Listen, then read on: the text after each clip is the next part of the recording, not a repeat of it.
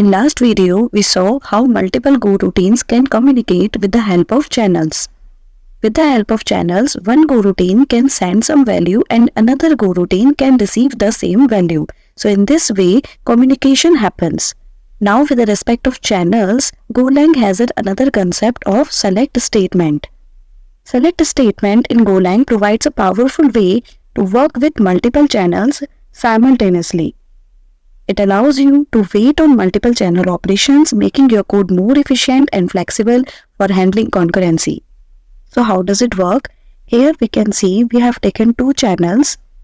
As I told that select statement works well with the multiple channels, so I have taken two channels here that will be storing or that will be containing the string type of value.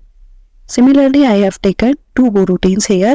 One goroutine will be putting hello on channel 1 and another goroutine is putting word on channel 2 after giving this specific time sleep. Now here I have given the select statement. There I have given the various cases. Select statements waits until any of the case is ready to execute. If it observes that channel 1 has some value already and we can receive the value from the channel 1, that means this case is ready to execute. Similarly, we can say that this case is ready to execute. If it finds that multiple cases are ready to execute, then it picks any of the case randomly. If it finds any of the one case is ready to execute, that particular case it executes. Or if it finds none of the cases ready to execute, then it waits until any of the cases is ready. Here in our case, we have already called these two goroutines that are putting the values in channel 1 and channel 2. This is the code is the part of main goroutine that will also be executed concurrently. So it will check, do we have the value in channel 1 or channel 2? None of the channel is ready to receive the value. Then it will come to this case and it will say timeout occurred. Or there could be another case that says default.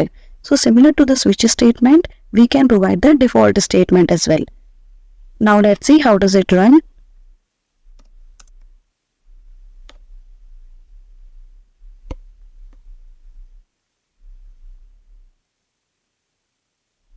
So here we can see that none of the case was ready. So it prints timeout occurred.